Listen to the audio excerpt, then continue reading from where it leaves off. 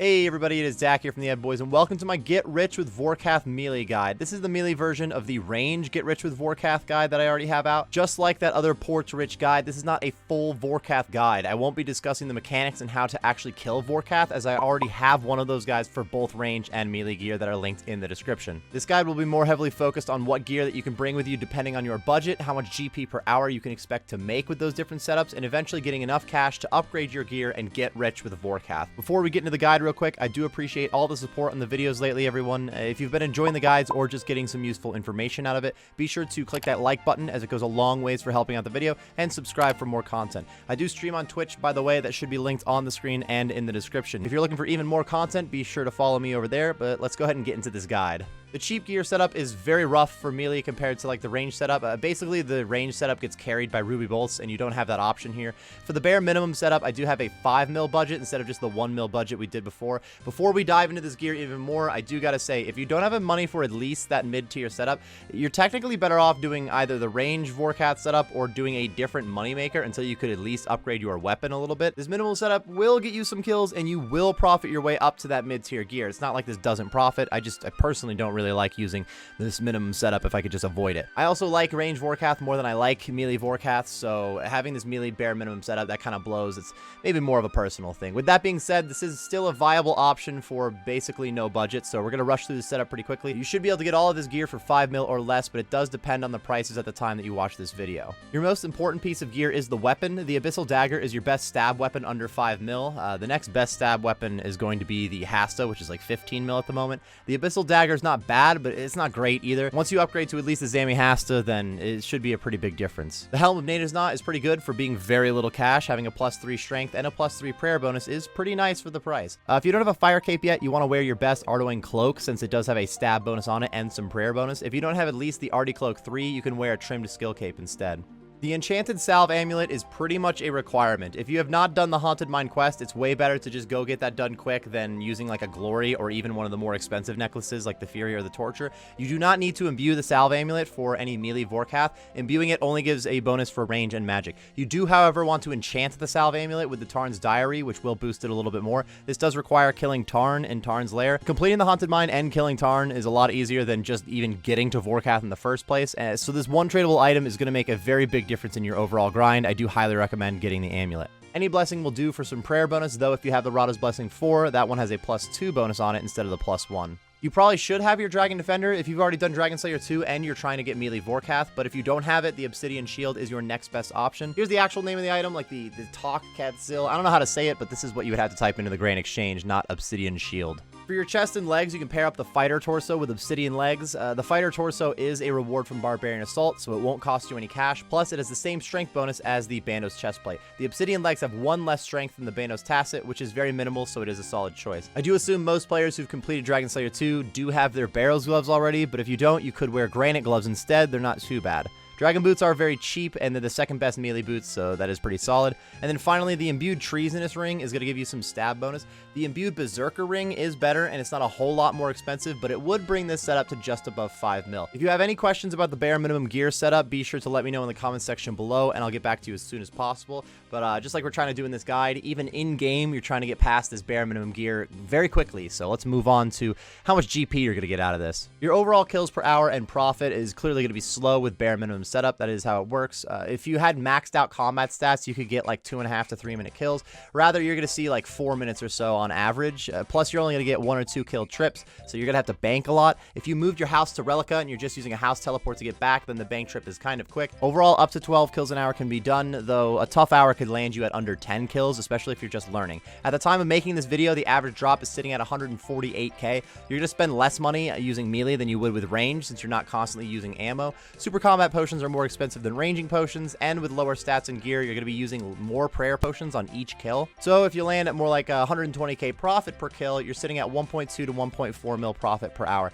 Keep in mind, these are ideal hours with the minimum setup. If you're just learning Vorkath, you're not going to be maxing out your kill pace, and you're probably going to be dying a lot compared to when you have a lot of KC and experience here. Each death not only slows down your kills per hour, but it's going to cost you 100k to get your stuff back. If you're looking to learn more about Vorkath's mechanics and whatnot to actually get better at Vorkath, then my actual Vorkath guides are going to be more helpful. Those guides are linked in the description. Making over a mil an hour using the Abyssal Dagger is actually pretty solid since it's such a cheap weapon, but only making a mil an hour at Vorkath is pretty weak. Once you've pumped some of those hours in, you're going to start making some cash, and you can help speed those numbers up with some upgrades. Let's move on to the mid-tier gear. Once you've actually upgraded some of this mid-tier gear is when I find it actually reasonable to be grinding out a lot of Vorkath for profit. That is if you're trying to use melee. I do, again, think that the range gear is much better for the cheap setup. And again, that's really just because of the Ruby Bolt specs. Vorkath's a high-level boss, so you do need pretty solid gear to be making a lot of money here. First, the most important thing, the weapon. The Zamihasta is a very good upgrade from the Abyssal Dagger. It's mostly just more accurate, to be honest, but that can go a long ways here, especially with the BGS add-on that we'll talk about in a minute.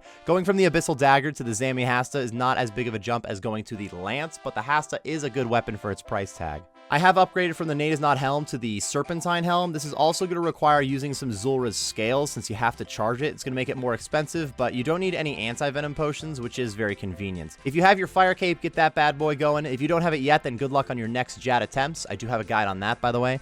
We're still rocking the Salve Amulet here. Again, it only needs to be enchanted for melee, but if you do have the imbued salve, like you can bring it with you. It's not like a bad thing to be wearing an imbued and enchanted one. The Salve Amulet is broken. If I haven't convinced you to go get one, I'm not sure what to do. You really want to use the Salve Amulet here. Like I said, in that cheap gear, you should probably have the Dragon Defender before you got all the way to like Dragon Slayer 2, so I do assume that most of you have this going for you. I have upgraded to the Ferocious Gloves. They're not that expensive, and they have a very nice strength bonus on them. You do need 80 attack and defense for them, which you might want to have for the Vorkath grind anyways if you're doing a lot of kills, and then that Dragon Slayer 2 requirement is nothing because you already need that to fight Vorkath. Finally, we went from the Treasonous Ring to the Berserker Ring for the strength bonus. The Berserker Ring is very solid, but make sure that you do imbue it at either the Nightmare Zone or Soul Wars. I'm a fan of Nightmare Zone myself, since you can also get some solid attack, strength, and defense levels while you're at it. Let's take a peek at the inventory here. I didn't really hit this part at the cheap gear at all, but there's really only one main difference between the two, and that's the BGS. Your BGS spec lowers defense levels depending on how hard it hits, so starting the fight with a BGS spec can really speed up your kills a lot. The BGS is pretty pricey at the moment compared to its all-time low, but it is worth the investment after you've gotten your Zamihasta. For the melee setup, you are going to want to bring a Slayer Staff for Crumble Undead so that you do not splash the spell. It means that I have Law Runes, Dust Runes, and Chaos Runes in the pouch. It gives me both Crumble Undead and my Teleport to House spells. For the potions, we have Super Combats, Extended Super Anti-Fires, and 2 Prayer Potions. If you're not using the Serpentine Helm, then you should bring an Anti-Venom Plus with you. Also, the ratio of how many potions and food you're going to need is going to differ on exactly what gear you have and your combat level. So this mid-level setup should cost you about 45 to 50 mil, though the prices could change a little by the time you watch the video, of course. The two main priorities, in my opinion, are the Zamihasta and the Bandos Godsword. If you're rocking Ferocious Gloves and an Abyssal Dagger, you got about 4 mil in those gloves, and the dagger is like 3 mil at the moment. So once you're within 7 mil of buying the Zamihasta, you could sell the Hydra Leatherback and the Abyssal Dagger to go get the Hasta and just keep using Barrow's Gloves. I wouldn't sell the Zamihasta to then get the Bandos Godsword when you've got a few more mil, but the Bandos Godsword should be the next priority. Let's talk about using the mid-tier gear for making money, though. What do those numbers look like? So with this setup and a decent BGS spec, you can get your kills under 2 minutes at this point, but the BGS spec is not going to help on every single kill since you're going to hit some zeros. It will speed up your kills per hour, no doubt, though. The mid-tier setup is an improvement over the bare minimum, but it's not going to be nearly as consistent as that max gear, mainly because of the lack of a Dragon Hunter Lance here. All that being said, landing at 2.5 to 3 minutes per kill is a reasonable average. If you have all this gear and you're not dying to Vorkath at all, but you're not getting the same speed, you also should look at your combat stats. There is a big difference between 80 attack and strength or 90 attack and strength. Your trips should be like 2 to 4 kills instead of 1 to 2 kills now, meaning you'll have to bank less and you'll get more kills per hour. Anywhere from 16 to 18 kills is doable. Something like a 22 kill an hour could happen without the Dragon Hunter Lance, but that really depends on your BGS specs too. Like I said before, we got about 148k GP per drop at the moment. You are spending less money per kill with better gear since you're going to use less food and prayer potions. Plus, with faster kills, you're getting more out of your super combat potions. Getting 125k GP at 16 to 18 kills per hour would range anywhere from 2 to 2.25 mil profit per hour. Again, these are ideal hours. If you're dying at all or you're not speedrunning your way through bank trips,